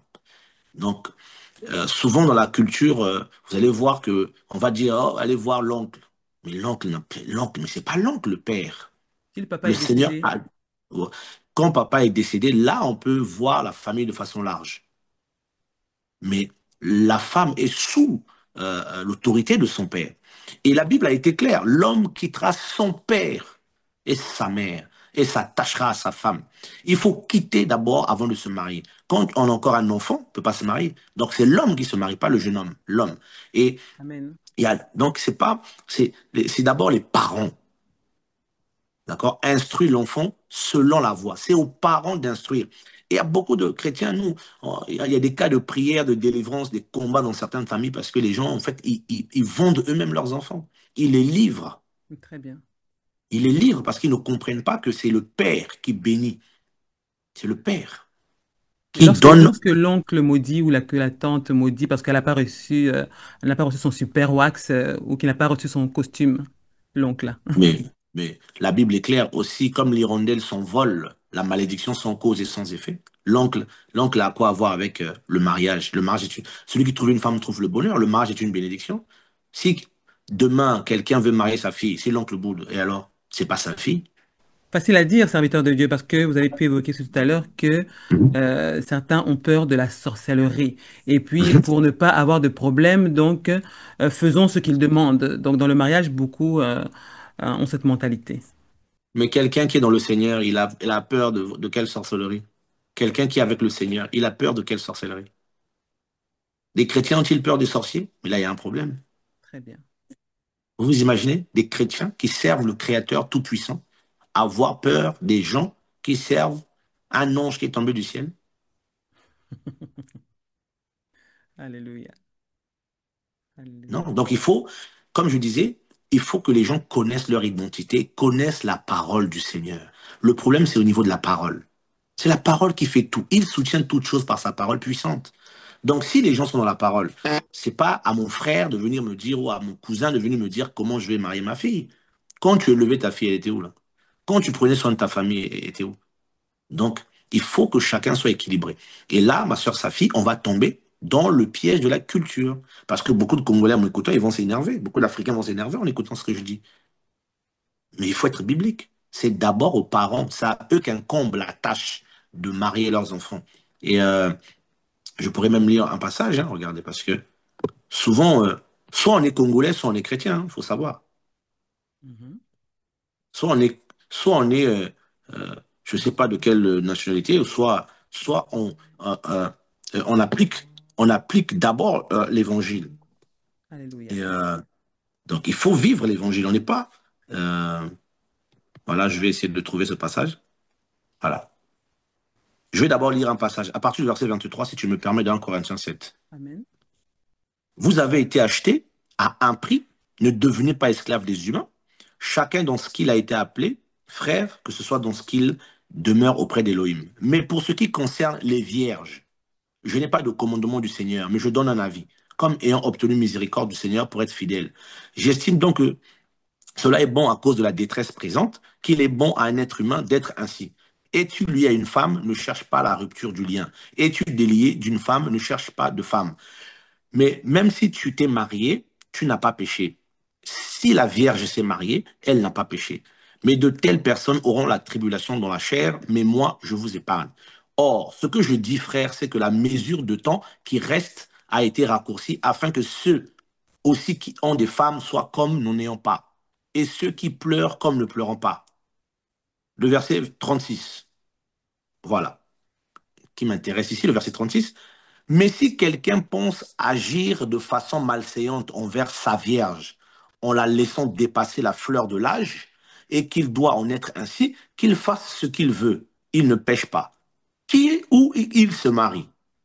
Mais celui qui demeure ferme dans son cœur, ne ressentant aucune nécessité, mais en ayant le pouvoir de sa propre volonté, et qui décide dans son cœur de se garder vierge, fait bien. Donc, celui ici, c'est qui? C'est le père. Celui qui veut marier sa vierge. Donc, c'est le père. Alléluia. Les enfants appartiennent à leurs parents. Et c'est le père qui, étant le chef de famille, a la dérogation, les prérogatives de dire c'est bon comme c'est pas bon. Je ne sais pas si vous avez remarqué, pasteur, mais lorsque nous vivons en Europe et que les familles sont en Afrique et que un oncle, une tante décide de marier sa fille, euh, il n'y a pas en fait ce système qui consiste à recevoir. En Europe, ils ne reçoivent pas en fait cette partie de la dot, le costume ou le pagne de la tante. En fait, c'est toujours ceux qui sont en Europe qui doivent donner, mais pas ceux qui sont en Afrique qui donnent. Qu'en pensez-vous? Oh, ça, c'est une pratique qui est très courante en Afrique. Beaucoup de personnes pensent que ceux qui vivent en Europe sont riches. Et ça se voit. Par exemple, euh, moi, je suis en Afrique, mais il m'arrive fréquemment d'être en Europe. Et des fois, quand tu vas rentrer, on va te demander de payer. Si tu dis, ah, on n'a pas d'argent, non, obligé, il y a l'argent, parce que tu viens en Europe. L'Europe, dans la tête de beaucoup, c'est synonyme de la richesse. Ils ne savent pas qu'en Europe, par exemple, beaucoup, qu'il y a des gens qui dorment dans la rue. Ils ne savent pas qu'il y a même des Blancs, des Français de souche, qui n'ont pas de maison, qui sont pauvres. Ils ne savent pas qu'il y a d'autres qui sont soutenus par l'État. Et souvent, c'est ça le malheur. Et comme je disais tantôt, c'est cette manière de manquer d'équilibre et d'amour. Et on estime que ceux qui sont en Europe, bah, c'est à eux d'envoyer les costumes, l'argent, ou bien quand il y a l'argent de la dot, ceux, d'autres vont estimer qu'eux, ils méritent plus, que d'autres méritent moins. Vraiment. Donc, et ça, c'est pas juste. Et le problème, c'est la culture. Il faut comprendre que la culture, c'est pas la Bible. Et si tu veux être un serviteur du Seigneur, je ne parle pas de prédicateur, serviteur du Seigneur ou servante du Seigneur, tu dois accepter la Bible et pratiquer la Bible et non ta culture. Tu dois être fondé sur le fondement des apôtres et des prophètes, sur les Écritures saintes, et non sur... moi, j'ai eu des cas, par exemple, une sœur devait se marier. Et sa famille me voit, me dit, bon, l'enfant va se marier, tout ça. Je leur dis, n'envoyez pas l'argent à la famille. Ils disent, non, mais la famille demande la dot en Angola, tout ça, ils veulent se marier. Je dis, n'envoyez pas cet argent, ça va créer des combats spirituels. N'envoyez pas. Et malheureusement, ils ont envoyé. Quelques temps plus tard, cette sœur va avoir des graves problèmes de santé, très graves, l'empêchant d'enfanter. Et lors d'un programme, le Seigneur me donne une vision, je la vois, le Seigneur me dit, va prier pour elle parce que je veux qu'elle enfante maintenant. Et je leur explique, mais vous avez fait une erreur. En payant cette dot, vous avez ouvert une porte à l'ennemi et vous avez été frappé. Je vous avais dit, ne la payez pas. Parce qu'il y a des pratiques en Afrique qui sont liées à la tradition de la sorcellerie. Mais beaucoup sont choqués, mais j'ai eu beaucoup de cas comme ça. Où dès que la dot était pratiquée, il y a une alliance entre des familles, les gens commencent à mourir. Les enfants commencent à mourir. Parce qu'il y a une alliance. Je dis aux Africains, mais vous avez quoi à demander des gens des sacs de charbon, sel, marmite, machette? C'est quoi ça? Vous voulez quoi? Vous voulez tuer qui? Machette, pourquoi faire?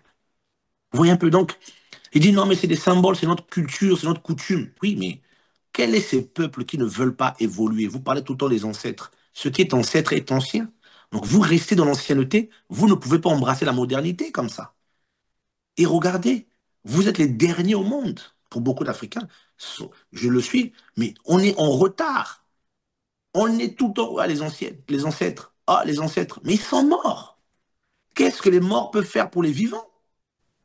Il faut faire attention, cher serviteur de Dieu. Alors, parce que d'autres, en vous écoutant, diront que vous êtes en train, en fait, de nous conduire à bannir ce qui est culturel et qui est aussi assez important.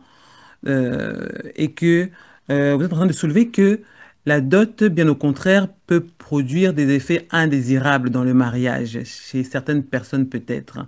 Alors, si maintenant un papa décide que sa fille doit être honorée de cette manière, que pouvez-vous dire, s'il vous plaît? Faut que ça soit quel type de papa? Un chrétien qui pratique la dot, pratique une loi qui est anti-biblique. Il vend sa fille, simplement. Est-ce qu'il pêche Parce que en c'est faisant cela, justement? bien sûr qu'il pêche. Parce que l'âme de son enfant ne lui appartient pas. La vie de sa fille ne lui appartient pas. Notre vie appartient au Seigneur. Ma soeur, sa fille, est-ce que tu es une servante de Jésus-Christ? Alléluia, Amen, bien sûr. Donc ta vie appartient à qui? À Jésus-Christ, hein, en premier. Qui te donne le souffle de vie? Jésus-Christ, mon Seigneur. Après ta mort, tu iras dans le royaume de qui? De mon Dieu, mon Créateur, Tu es citoyen du royaume de qui? royaume de Dieu. Eh bien voilà. Donc tu dois obéir aux ordres du Seigneur. Et dans le royaume de Dieu, le royaume d'Élohim, on ne dote pas les femmes. C'est aussi simple que ça. Surtout qu'il est écrit, vaut mieux obéir à Dieu qu'il faut obéir à Dieu qu'aux hommes. Qu'aux hommes. Voilà. Vous avez lu dans la Bible que les apôtres ont demandé au Seigneur, montre-nous comment prier. Il leur a dit que ton règne vienne, que ta volonté soit faite sur la terre comme elle est au ciel. Pourquoi vous avez du mal à pratiquer la volonté qui est au ciel? Nous sommes le royaume d'Élohim sur la terre. Et dans la volonté du Seigneur, on ne dote plus des femmes, on ne les dote plus. Elles sont libres, elles ont été rachetées à la croix. Elles sont rachetées de leurs conditions de pécheresse, de leurs conditions de bassesse, et nous avons tous été rachetés ensemble. Mais il faut comprendre la parole, il faut comprendre l'œuvre de la croix. Je ne peux pas demain prendre ma fille et demander à ce qu'on me rapporte de l'argent, parce que Jésus de Nazareth a donné son sang pour ma fille, et ma fille devient comme Ève dans le jardin d'Éden. C'est le Seigneur maintenant, son véritable papa, qui va la marier à l'homme que le Seigneur aurait choisi. Le Seigneur a payé quelle dot à Adam quand il a emmené Ève à Adam? Il a sacrifié des animaux, il a amené des tomates, il lui a donné des pommes? Non. Il lui a présenté le bonheur qui était pour lui. Et c'est ça un vrai père. C'est ça un vrai père. Je ne suis pas en train d'insulter les Africains, je suis africain. Je ne suis pas en train d'insulter, mais à cause de la révélation que j'ai reçue du Seigneur et des Écritures, j'ai compris que on ne peut pas pratiquer certaines choses qu'il y a dans les nations. C'est pour ça que Jésus est mort à la croix, pour nous libérer de l'ignorance. Certaines de nos cultures sont liées aux esprits que nos ancêtres ont adorés, des dominations que nos ancêtres ont soumis leur pays, leur vie. Mais c'est simple. Vous priez pour chasser les démons territoriaux, tout ça. Mais ces démons territoriaux ont des règles qu'ils ont imposées aux nations. Le Seigneur, Satan a dit quoi à Jésus-Christ? Il lui a dit, si tu m'adores, je te donnerai la gloire de toutes ces nations. Mais les nations, là, c'est qui? C'est nous. Cette gloire-là, c'est quoi? C'est tous les ordres, toutes ces lois qu'il y a dans nos nations, toutes ces coutumes qu'il y a dans nos nations. Qui les a instruits? C'est pas forcément Elohim, le Créateur. C'est aussi les êtres humains, aussi influencés aussi par certaines choses. Il faut comprendre que certains pays ont été grandement influencés par des pratiques mystiques. Dire ça, c'est pas un crime. Il faut le reconnaître. Il faut le reconnaître. Moi, j'ai été bercé à l'africaine, bien comme il faut.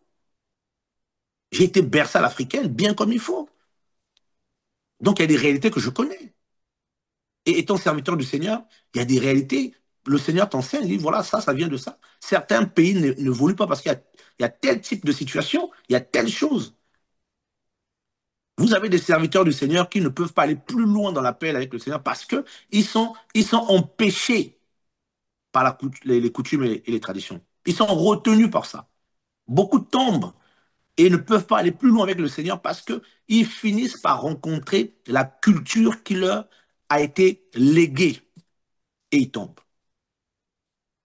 Serviteur de Dieu, vous savez, en vous écoutant, certaines femmes se diront, mais comment puis-je entrer dans le mariage alors que mes amis, mes cousines ont été dotées, ma sœur a été dotée, et moi, je vais entrer dans le mariage sans que cet homme m'ait honoré à mon juste titre en donnant quelque chose à mes parents. Donc, une femme peut se sentir en fait déconsidérée et un homme peut en profiter aussi, hein, pour profiter de vos propos pour dire que je vais te prendre gratuitement. Ouais, mais comme tu as fini bien ta phrase, si c'est gratuit, bon, si cette sœur pense que, ou cette femme pense que sa valeur, c'est une valeur marchande, bah, c'est bien pour elle. Elle a qu'à fixer le prix de ce qu'elle vaut. Ou bien son papa ou sa maman n'a qu'à fixer le prix de ce qu'elle vaut, vu que c'est une marchandise. Mais on n'honore pas une femme en la payant, en donnant de l'argent à ses parents. L'amour, c'est bien plus que ça. Tu sais, le Saint-Esprit m'a enseigné quelque chose. Il m'a enseigné que le fondement de l'amour, c'est le sacrifice. C'est le sacrifice. Un homme qui aime sa femme se sacrifie pour sa femme. Un homme qui aime sa femme ne va pas tout le temps forcément, voilà, cette image qu'on a la femme à la cuisine, là, c'est pas biblique. Moi, je suis marié et je me suis marié très jeune et le Seigneur m'a enseigné beaucoup de choses. Il m'a enseigné par rapport à sa parole et ça m'a fait beaucoup de bien. Et il t'arrive d'aller enseigner l'évangile à des peuples qui ne savent même pas ce que c'est la dot. Bon, tout ce que tu me dis là, c'est lié à la culture congolaise parce que quelque part, on est aussi africain. Mais si tu pars, par exemple, dans certaines nations à Copenhague et que tu te retrouves dans une église où il n'y a que des, des Danois, on va leur enseigner sur ces choses-là? Non. La Bible est pour tous les peuples. Éphésiens 2,14, l'un des deux, il n'en a fait qu'un. Il a brisé l'inimitié qui nous séparait, les ordonnances de la loi qui nous condamnaient, qui étaient contraires à nous. Il n'en a fait qu'un seul, un seul corps, l'Église. Israël, les nations, ils nous en forment un seul corps. Nous avons qu'une seule parole, un seul esprit, un seul Seigneur. J'aimerais dire aux chrétiens, à tous les vrais chrétiens qui disent que Jésus-Christ, Yehoshua HaMashiach, est leur Seigneur, je vous le dis, vous êtes spirituel, priez le Seigneur pour vérifier mes propos dans l'esprit. Vous n'avez pas à pratiquer la dot. Cela n'est pas la pensée du Père. On n'a pas à vendre nos filles. Elles ne nous appartiennent pas. Elles nous ont été confiées pour un temps. Nous sommes juste des moyens, des canaux par lesquels le Seigneur les a envoyés au monde pour exécuter ce pourquoi le Seigneur les a envoyés ici. Les esprits appartiennent au Seigneur. Il s'est juste servi de nous pour donner le côté ADN, le côté... Mais les âmes qui sont dedans viennent de lui. Il le dit, la terre et tout ce qu'elle contient m'appartient à moi, Yahweh Tsevaot. Donc, nos enfants lui appartiennent. Parce que quand nos enfants sont malades, là, on prie qui? On prie pas le Seigneur pour qu'il les restaure? Quand nos enfants sont en danger, là, qui on va chercher pour le bien de nos enfants? C'est pas lui. C'est pas lui qu'on nous disant, ah, tu es notre Père, Seigneur, tu es notre Père. Mais c'est lui le Père. Il n'est pas pour la culture de la dot, pas du tout. C'est pas biblique. C'est pas néo-testamentaire. Paul n'a pas dit qu'il faut que nous, les chrétiens, qu'on dote nos filles. Non. C'est une fête familiale. J'ai dit ça aux frères au niveau du Congo. Il y a eu des conflits dans les familles, mais il y a des familles qui ont compris. Il y a beaucoup de familles. Aujourd'hui, chaque fois qu'on a partagé ces choses-là, ils ont fini par comprendre. Je leur ai dit, mais comment voulez-vous que vos enfants aussi soient... voilà, une femme qui pense que pour l'honorer, il faut qu'on paye. Non. Mais ça, c'est quel type de manière de penser? Une fois dans ton couple, si ton mari maintenant se comporte mal, où est l'honneur que tu veux? Très bien. Bah oui. Si ton mari est infidèle, où est l'honneur? Vu que tu as estimé qu'on t'a acheté. Et puis quand tu vas te plaindre, tu vas te dire, ah, je t'ai acheté avec de l'argent, assieds-toi là, fais-moi à manger. Et quand j'arrive de temps à autre, fais-moi des choses bien. Après, allez, salut. Moi, j'ai ma vie. C'est ça l'honneur. C'est pas ça l'honneur, mes amis. Le Seigneur est mort à la croix pour nous. Ça, déjà, c'est bien. Mais quel est l'honneur qu'il nous fait? Il nous a donné son esprit. Pourquoi? Pour vivre avec nous tous les jours, pour nous aimer, pour nous accompagner. Il est avec nous jusqu'à la fin, à l'achèvement de l'âge. Voilà l'honneur. Et après notre mort, il nous fera rentrer dans le palais. Voilà l'honneur. Très bien. Alors justement, maintenant, serviteur de Dieu, Mhm. dites-nous comment se marier si la dot n'est pas quelque chose, n'est pas une pratique biblique, s'il vous plaît, Très bien, et comment honorer en fait une femme, comment honorer le mariage. très bien. Et nous savons que la Bible dit que le mariage soit honoré de tous et le lit conjugal exempt de souillure. Mais qu'est-ce qu'il y a d'abord dans le mariage? Avant le mariage, on connaît tous, il faut qu'il y ait d'abord rencontre. Amos 3:3, deux personnes ne peuvent-ils marcher ensemble s'ils ne se sont pas au préalable rencontrés. Donc, l'homme et la femme se rencontrent, ils, c'est, c'est- ils regardent déjà s'ils s'aiment, parce que la base de toute union, c'est l'amour. C'est pas le profit, c'est pas l'argent, c'est d'abord l'amour véritable, l'amour agapao dans les cœurs.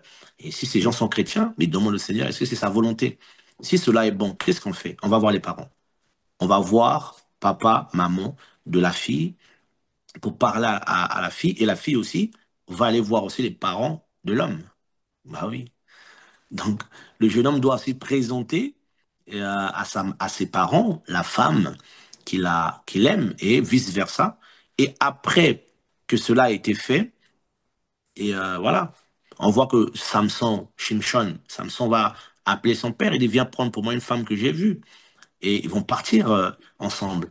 Et Et on voit ce que le Seigneur lui-même a fait. Il est descendu sur terre, il est venu nous prendre et il est parti. Il nous prépare une place. Et Paul dit que nous avons été fiancés à Christ, à Mashiach, comme une vierge pure. Donc on voit que les fiançailles, c'est les vierges à la base.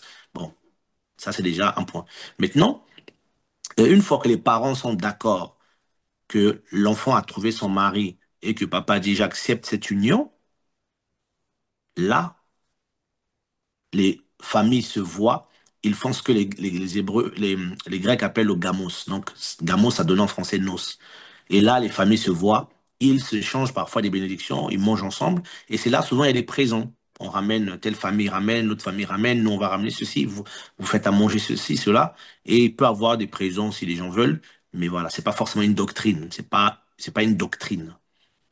Donc, après ça, qu'est-ce qu'on fait? On va officialiser cette union que les parents ont déjà libérée. Parce que le mariage n'est pas validé quand on va voir le maire. Ça, c'est le côté social des nations. Parce qu'il y a des pays où il n'y a pas de maire. Des pygmées dans la forêt, il n'y a pas la mairie. Certaines tribus papous, en Papouasie, il n'y a pas de mairie. Donc, le mariage, c'est d'abord au niveau de la famille. Une fois que les familles se sont vues et se sont mis d'accord. Il y a des familles qui ont dit non, on ne paiera pas la dot, parce que nous, on n'y croit pas. Il y a des gens qui sont opposés à cela. Et une fois qu'ils vont trouver un terrain d'entente, ils vont simplement officialiser à la mairie dans les pays organisés, si on peut dire comme ça. Ils vont aller devant le maire ou devant l'État pour dire, bon, j'ai épousé cette femme dans sa famille et j'aimerais stipuler à l'État que c'est ma femme. Et là, l'État bah, va faire la cérémonie et puis, voilà. Et puis là, devant tout le monde, aux yeux du Seigneur, la famille et des hommes, et devient son épouse. Donc, aussi, voilà, les pasteurs n'ont pas vocation à bénir le mariage. Le mariage est déjà en soi une bénédiction. Donc, il n'y a pas de... Justement, vous m'avez devancé, excusez-moi, j'allais vous demander quel est le rôle des serviteurs de Dieu dans le mariage. Ils n'ont aucun rôle. Ce sont des frères comme tout le monde, pasteur, apôtre, docteur, ce sont des frères. Ils viennent au mariage, ils posent, ils louent, ils chantent, on se réjouit, on mange et puis on rentre. Voilà. Il n'est pas Parce que mauvais qu'un serviteur de Dieu puisse prier pour le mariage, qu'il soit présent ou bien, comme d'autres diront, imposer les mains aux mariés, mais sécuriser. ça nous vient de l'Église catholique. On n'a rien à sécuriser. C'est pas parce qu'un pasteur va vous imposer les mains que ça va vous mettre, ça va vous donner les garanties contre le divorce. Non, c'est deux cœurs qui se marient. Chacun doit obéir à la parole, c'est tout. Tout ça, c'est des rajouts inutiles. Il n'y a pas à imposer la main le jour du mariage. Les gens sont déjà heureux. Celui qui trouve une femme trouve le bonheur. C'est ce que disent les Écritures. Ne venez pas rajouter.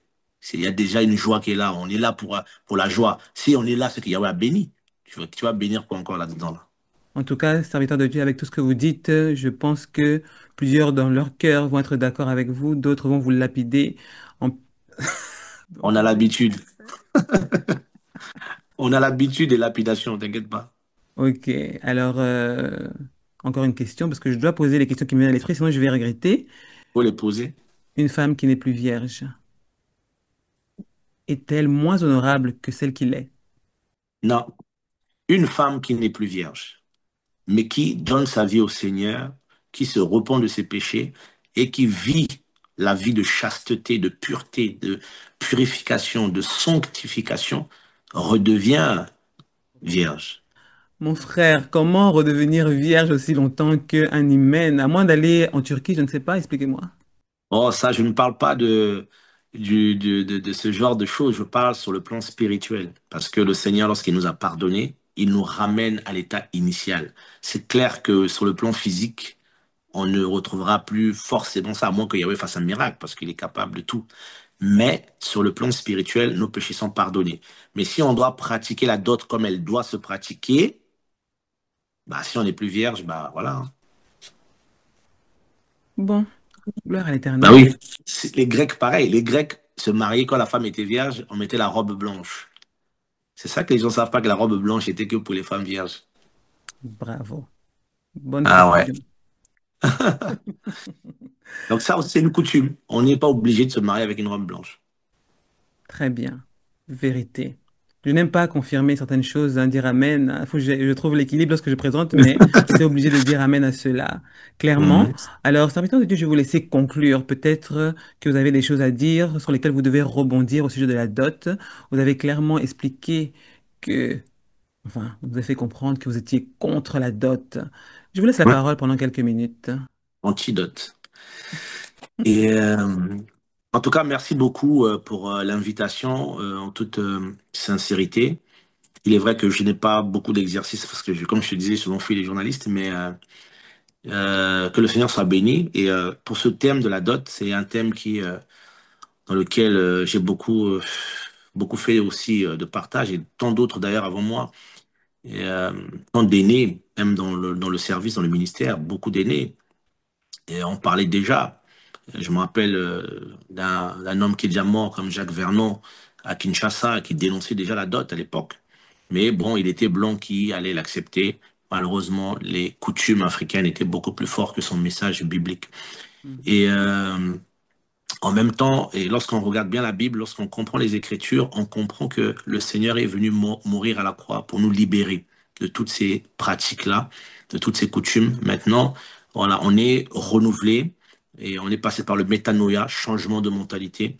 On a la culture du royaume, on a la coutume du royaume qui est basée sur l'amour, qui est basée sur la justice. Donc les parents chrétiens doivent comprendre que vos enfants ne sont pas seulement qu'à vous, ils sont d'abord au Seigneur.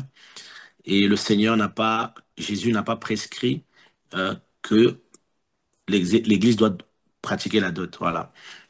Et beaucoup diront, oui, mais Abraham a fait la dot. Abraham n'a jamais fait la dot. Et c'est son esclave qui avait donné les présents. Et parce que voilà, il n'a jamais fait la dot. Et vous verrez aussi que le Seigneur nous a rendus libres. C'est pour la liberté que Christ vous a affranchis, que Mashiach et Oshua nous a affranchis. Nous avons été affranchis. Affranchis de quoi? Mais de tout ça, en fait, de toutes ces coutumes, de toutes ces choses. Nous sommes en nouveauté de vie. Donc voilà. Paul disait aux Corinthiens, ce sont les pères qui amassent pour les fils. Donc un bon père, c'est lui qui amasse pour les enfants. C'est pas nos enfants pour se marier, ils doivent encore nous donner de l'argent. Et malheureusement, en Europe, on le voit, des sœurs vont travailler pour aider parfois leurs futurs maris qui n'ont pas les moyens pour donner la dot à la famille, 5 000, 6 000 euros, et ils vont aller travailler ensemble pour cotiser, alors qu'ils auraient pu commencer la vie avec cet argent-là. Et voilà, qu'ils auraient pu aussi les aider pour les enfants de demain. Donc, je sais que ça heurte, je sais que ça choque, parce que c'est la coutume, c'est fort, c'est dans nos cœurs, c'est notre identité. Et je suis africain, je sais ce que c'est. Les Africains, on est très identitaires, on est très attachés à des choses, mais qui parfois sont inutiles pour la foi, pour l'évangile. Voilà, moi je suis un homme d'évangile, un homme scripturaire, j'aime beaucoup les Écritures, la parole, et on veut rester sur la parole. La dot est une pratique des nations à la base, et puis le Seigneur l'a structurée sous Moïse. Et vous verrez dans le testament du Seigneur et Yoshua, le Nouveau Testament, comme beaucoup l'appellent, vous ne verrez pas ça. Vous ne verrez pas le mot dot. Je crois que dans la Bible, on retrouve le mot dot 4 fois seulement. Donc c'est pas quelque chose qui la Bible parle. C'est dans l'Ancienne Alliance, on retrouve ce mot-là 4 fois dans l'Ancienne Alliance. Et après, ça s'arrête là. Et puis, ça n'a plus traversé la Bible. Voilà. Parce que même les Hébreux eux-mêmes, il n'y avait pas forcément la dot. Ils ne pratiquaient pas forcément la dot. Donc, les gens venaient et on donnait femme. On demandait pas forcément tout ce que les gens demandent. Donc, il faut assumer. Soit c'est la Bible, soit c'est la culture. Voilà. Mais ne dites pas que c'est biblique. Non, dites que c'est culturel. Nous, on est pour notre culture. Et ça, vous rendrez les comptes au Seigneur Tout-Puissant qui nous a inspiré sa parole. Voilà. Donc, soyez bénis. Ne rejetez pas forcément ce que j'ai dit, peut-être parce que ça ne vous arrange pas, comme faisait Israël, mais priez, prenez le temps de prier, de présenter ça devant le Seigneur et faites aussi des recherches bibliques. Et prenez la Bible, faites des recherches. Aujourd'hui, on a la technologie, on peut passer du temps à étudier la Bible. Voilà, prenez le temps d'étudier. Ne dites pas amen à tout ce que vous entendez, à tout ce que les pasteurs peuvent dire. Vérifiez dans les Écritures, comme faisaient les chrétiens de Béret. Vérifiez et vous verrez qu'il y a des choses, des trésors à laquelle l'Église est passée à côté à cause de l'influence de nos cultures. Voilà, pour finir, Jésus-Christ, Yehoshua HaMashiach revient très bientôt. Purifions-nous, sanctifions-nous, parce qu'il est le roi de gloire, le maître de tout, le plus élevé des fils de la terre. Il est le Saint béni éternellement. Il est le chef de l'Église. Et nous ne pouvons pas finir sans parler de lui, sans l'élever, parce qu'il est toute notre vie et il est le maître qui dirige les services des véritables serviteurs du Seigneur. Amen. Amen. Excusez-moi, serviteur de Dieu, vous avez très bien conclu. Mais lorsque plusieurs vont suivre cette vidéo, Mhm, il y a des femmes qui vont s'attendre à ce que vous puissiez développer ce que je vais évoquer maintenant. Là, mhm, peut-être que des couples vont regarder cette vidéo, des personnes qui vivent en concubinage ou autres, et des hommes vont se réjouir de vos propos. mhm. S'il vous plaît, adressez-vous à ces hommes-là.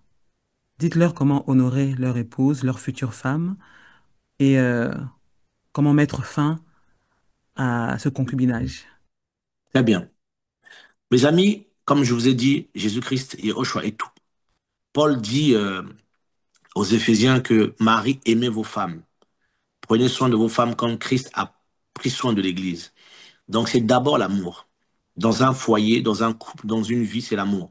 L'amour, on ne peut pas insulter sa femme, on ne peut pas frapper sa femme, on ne peut pas maltraiter sa femme. Paul dit, personne n'a traité mal sa propre chair. Voilà. Donc si tu t'aimes, tu ne peux pas mépriser celle qui est la chair de ta chair, l'os de tes os. Donc ça, c'est d'abord ça. Honorer sa femme, c'est de la respecter et de l'aimer, prendre soin d'elle. Voilà. Et se sacrifier pour elle. C'est ça, déjà, premièrement. Et femmes, obéissez à vos maris ou encore respectez vos maris. Simplement ça. Parce que même encore la notion d'obéissance, on peut faire un enseignement là-dessus parce que souvent c'est mal compris. Et donc, il faut honorer sa femme, c'est de bien la traiter. Ce n'est pas de donner de l'argent, parce qu'il y a des hommes qui sont riches, très riches, qui donnent beaucoup d'argent à leurs femmes, des sacs de luxe, mais qui ne sont pas des bons maris. Être un bon mari, c'est pas donner de l'argent à sa femme, mais c'est de prendre soin d'elle, de son cœur, de sa vie, être avec elle, qu'elle soit heureuse. Ça, c'est ce que disent les Écritures. Voilà. Maintenant, le concubinage, mes amis, il faut sortir de là parce que c'est pas souhaitable. La Bible est en contradiction et contre cette pratique. Et je sais que beaucoup sont dedans, pas parce qu'ils le veulent, mais parce que les moyens manquent. Mais c'est pas parce que les moyens manquent qu'il faut désobéir au Seigneur. Voilà. Il faut obéir au Seigneur qui peut faire grâce à tout moment à ceux qui viennent vers lui et qui s'humilient devant lui. Sortez du concubinage parce que c'est un péché. Et si vous mourrez dans cet état, vous n'irez pas forcément au paradis. Et le Seigneur vous aime, donc il faut discuter avec la famille et mettre sa vie en règle selon les Écritures. Merci. Alléluia, discuter avec la famille, mettre sa vie en règle pour notre Seigneur. Vraiment, c'est très important. Vraiment, merci à vous tous qui avez pris le temps de suivre cette émission. Je vous invite à vous abonner sur la chaîne Méditons avec sa fille si ce n'est pas déjà fait et à cliquer sur la cloche de notification afin que vous puissiez avoir les avertissements en temps et en heure. Que Dieu vous bénisse abondamment et que Dieu vous bénisse aussi vraiment, serviteur de Dieu. Et merci encore d'avoir accepté notre invitation dans Méditons avec sa fille. Le Seigneur soit béni. Merci à toi, Safi. Amen. C'est ainsi qu'il y en a beaucoup qui cherchent des femmes dans l'église en espérant que épouser une fille de l'église, c'est épouser la tranquillité. Est-ce que toi-même tu procures la tranquillité? Car le principe de Dieu, c'est quoi? Il y a plus de bonheur à donner. Car c'est voir, on allait arriver là-bas. Quand je demande à Dieu une épouse, je me dois moi-même m'engager à respecter ce principe, à s'aimer ce que j'aimerais récolter chez mon épouse. Non pas à la regarder comme sur un podium avec un calepin pour lui donner des points, mais à s'aimer ce que j'aimerais récolter chez elle. Le respect, l'amour, la considération, l'humilité. On récolte ce qu'on s'aime, c'est un principe biblique. Une fois que tu intériorises dans ton cœur que ton épouse est une ennemie, eh bien, comment veux-tu que Dieu intervienne puisque tu ne veux pas d'elle? Dieu ne peut intervenir que pour une personne que je continue d'aimer et dont je désire ardemment le salut. Alors il y a dans la Bible des femmes comme Déborah, prophétesse et juge en Israël, qui ont exercé un ministère puissant. Peut-on alors parler d'homme du ministère pour désigner l'époux d'une femme appelée à servir Dieu de manière active? Autrement dit, le concept de femme du ministère est-il unilatéral?